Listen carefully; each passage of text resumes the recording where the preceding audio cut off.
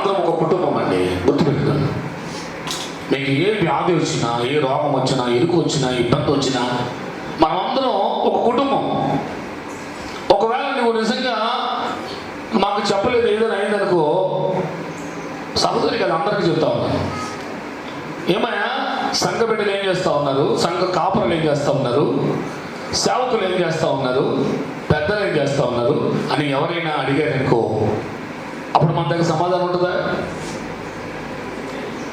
మీరు చెప్పలేకపోతున్నారు. కారణం ఏంటో నాకు తెలియదు, కానీ మొదటిగా దేవునికి చెప్పుకోండి. రెండవదిగా దేవునికి విశ్వాసకి మధ్యవర్తి అయినటువంటి దేవుని సేవకుడుకో, లేకపోతే చెప్పుకోలేకపోతే సేవకురాలకు చెప్పుకో. చెప్పుకున్న తర్వాత నీ పరిస్థితి ఏంటో, నీ స్థితి ఏంటో, నీ యొక్క అవసరత ఏంటో దాని కొరకు ప్రార్థిస్తారు. 7 రోజులు ప్రార్థనలు దిగ్విజయంగా జరిగాయి. పని ప్రారంభమైంది.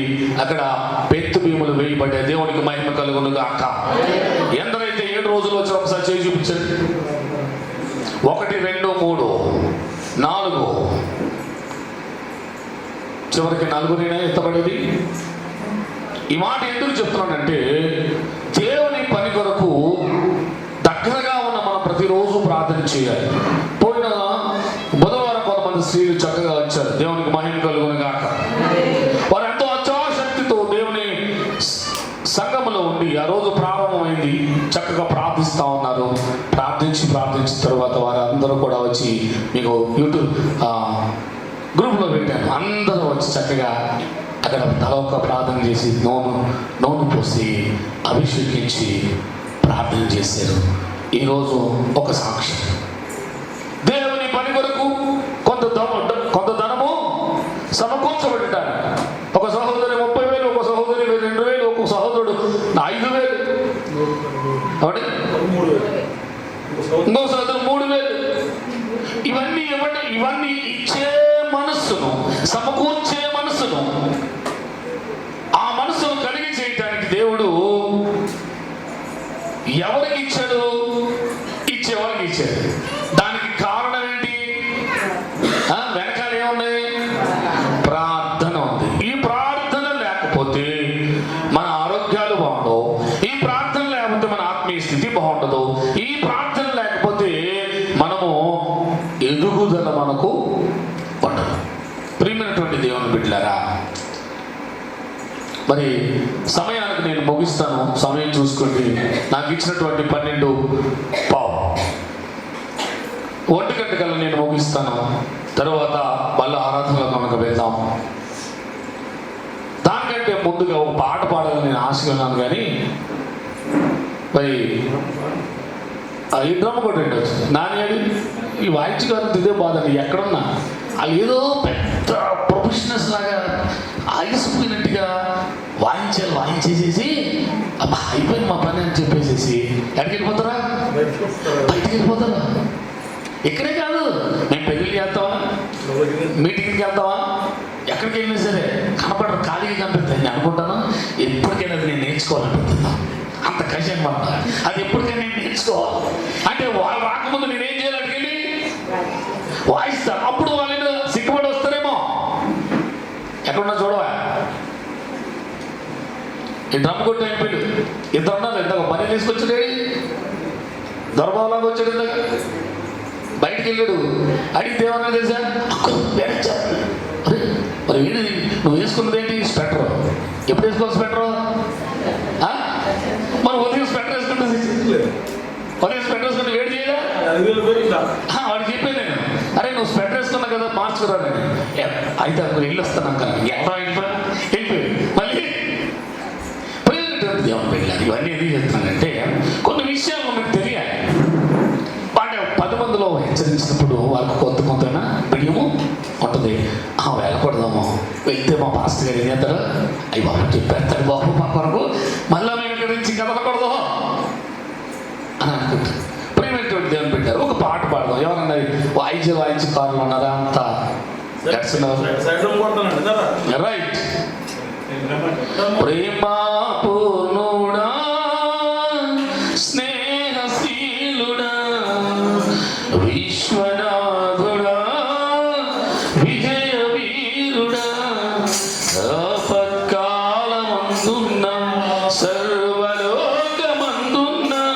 దీన జనాని దీపముగా వెలుగుచున్నవాడా ఆరాధింతును నిన్నే లోకరక్షకుడా ఆనందింతును నీలో జీవితాంతము ఆరాధింతును నిన్నే లోకరక్షకుడా ఆరాధింతును నిన్నే జీవితాంతము నీ కృప ఎంత ఉన్నతమో వర్ణింపలేను స్వామి నీ కృప ఎంత తుది వరకు నడిపించలేను స్వామి నా తోడు నీ ఉంటే అంతే చాలయ్యా నా ముందు నీ ఉంటే భయమే లేదయ్యా నా తోడు నీ ఉంటే అంతే కాదయ్యా నా ముందు నీ ఉంటే భయమే లేదయ్యా ప్రేమపూర్ణుడా దేహశీలుడా జీవనాథుడా విజయ వీరుడా ఆపత్కాలమందున సర్వలోకమందున దీన జనాల దీపముగా వెలుగుచున్నవాడా ఆరాధింతును నిన్నే తమ్ముడుగా లోకరక్షకుడా ఆనందింతును నీలో జీవితాంతము నీ కృప ఎంత ఉన్నతమో వర్ణింపలేను స్వామి నీ కృప ఎంత తుది వరకు నడిపించు యేసయ్యా నా తోడు నీ ఉంటే అంతే చాలయ్యా నా ముందు నీ ఉంటే భయమే లేదయ్యా నా తోడు నీ ఉంటే అంతే చాలయ్యా నా ముందు నీ ఉంటే భయమే లేదయ్యా ప్రేమ పూర్ణుడా దేహశీలుడా విశ్వనాథుడా విజయధీరుడా దేవునికి స్తోత్రము కలుగును గాక. మహాపరిశుద్ధుడైన మా పరమ తండ్రి, ప్రేమ పూర్ణము, స్నేహశీలుడు, ఈ విశ్వాన్ని ప్రభావిలే నాదుడవు, మా విజయానికి వీరుడవు నీవే. మా ఆపత్కాలములో మమ్మల్ని ఆదుకొని మాకు కృపనిచ్చి ఇదిగో నేను మందిర నిర్మాణంలో అనేక బిడ్డలను లేవనెత్తి ఇచ్చేవారిగా, ప్రార్థించే తల్లులుగా, పనిచేసే బిడ్డలుగా నేను మమ్మల్ని తీర్చిదిద్దునందుకు నీకు వందనాలు ప్రభువా. ఇదిగో నేను ఇంకా పని పూర్తిగా వస్తుంది. నేను ఈ నెలలో జరగబోయే 3 రోజులు అద్భుతమైనటువంటి రోజులుగా మలచమని నీ దాసుడు ప్రభా మంచిరాయలే గారి ప్రభా మొదటి 2 రాత్రులు రావడానికి ప్రభా కృప చూపించిన విధానాన్ని బట్టి, ఆయన ప్రభా వస్తున్నటువంటి విధానాన్ని బట్టి నీకు వందనాలు. నీ దాసుని ప్రభా వాడుకోండి. మాకు కావలసినటువంటి ఈ ప్రాంతంలో కావలసినటువంటి ఆత్మల రక్షణకు కావలసినటువంటి వర్తమానాన్ని దాసునికి బయలుపరిచి సిద్ధపరిచినైనా మమ్మల్ని అందరినీ స్వాధీనపరచుకుని పనులలో పాలు భాగస్థులుగా ఉన్న ప్రతి ఒక్కరిని చేతికి అప్పగిస్తూ సమస్త ఘనత మహిమ ప్రభావం నీకు ఆరోపిస్తూ యేసయ్య అతి పరిశుద్ధమైన నామములో అడిగి వేడుకొనుచున్నాను పరమ తండ్రి. ఆమేన్. ఒక మంచి స్తోత్రం చెప్పండి. ఇంకా చెప్పండి. 2 చేతులు పైకి చెప్పండి. దేవుడు మిమ్మల్ని దీవించును గాక. చదవబడినటువంటి లేఖనాలు ఈరోజు ఉత్తర పశ్చిత్తర రీతిగా చదవనటువంటి లేఖనాలలో 130వ కీర్తన ఒక్కసారి మనం మళ్ళా ధ్యానిద్దాం. ఎందుకంటే దాంట్లో ఉన్నటువంటి మర్మాలను నేను చూసి ఈరోజు వాక్యాన్ని ముగించాలని ఆశ కలిగి ఉన్నాను. 1-2 వచనాలు ఎవరైనా చదవండి స్పష్టంగా. చదువు ఆపద్దు. ఏదో ఒక కుటుంబం అండి, గుర్తుపెట్టుకోండి. మీకు ఏ వ్యాధి వచ్చినా, ఏ రోగం వచ్చినా, ఇరుకు వచ్చినా, ఇబ్బంది వచ్చినా, మనమందరం ఒక కుటుంబం. ఒకవేళ నువ్వు నిజంగా మాకు చెప్పలేదు ఏదైనా అయిందనుకో, సహోదరి కదా అందరికీ చెప్తా ఉన్నాను. ఏమయ్యా సంఘ బిడ్డలు ఏం చేస్తూ ఉన్నారు, సంఘ కాపురలు ఏం చేస్తూ ఉన్నారు, సేవకులు ఏం చేస్తూ ఉన్నారు, పెద్దలు ఏం చేస్తూ ఉన్నారు అని ఎవరైనా అడిగారనుకో, అప్పుడు మన దగ్గర సమాధానం ఉంటుందా? మీరు చెప్పలేకపోతున్నారు, కారణం ఏంటో నాకు తెలియదు. కానీ మొదటిగా దేవునికి చెప్పుకోండి, రెండవదిగా దేవునికి విశ్వాసకి మధ్యవర్తి అయినటువంటి దేవుని సేవకుడుకో, లేకపోతే చెప్పుకోలేకపోతే సేవకురాలకు చెప్పుకో. చెప్పుకున్న తర్వాత నీ పరిస్థితి ఏంటో, నీ స్థితి ఏంటో, నీ యొక్క అవసరత ఏంటో దాని కొరకు ప్రార్థిస్తారు. 7 రోజులు ప్రార్థనలు దిగ్విజయంగా జరిగాయి. పని ప్రారంభమైంది. అక్కడ పెత్తు భీములు వేయబడ్డాయి. దేవునికి మహిమ కలుగును గాక. ఎందరైతే 7 రోజులు వచ్చి ఒకసారి చేయి చూపించండి. 1 2 3 4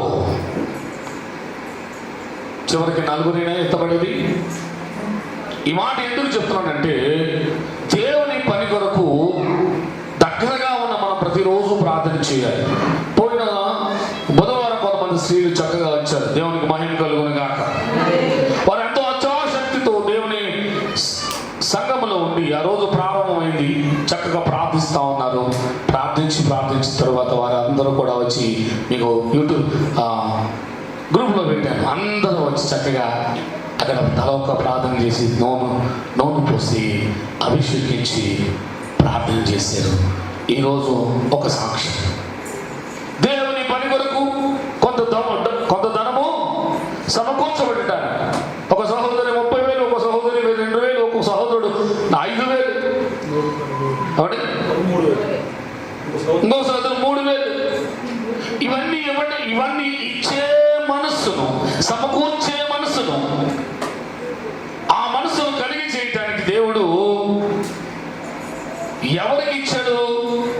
ఇచ్చేవారికి ఇచ్చాడు. దానికి కారణం ఏంటి? వెనకాల ఏమున్నాయి? ప్రార్థన ఉంది. ఈ ప్రార్థన లేకపోతే మన ఆరోగ్యాలు బాగుండవు. ఈ ప్రార్థన లేకపోతే మన ఆత్మీయ స్థితి బాగుండదు. ఈ ప్రార్థన లేకపోతే మనము ఎదుగుదల మనకు ఉండదు. ప్రియమైనటువంటి దేవుని బిడ్డలారా,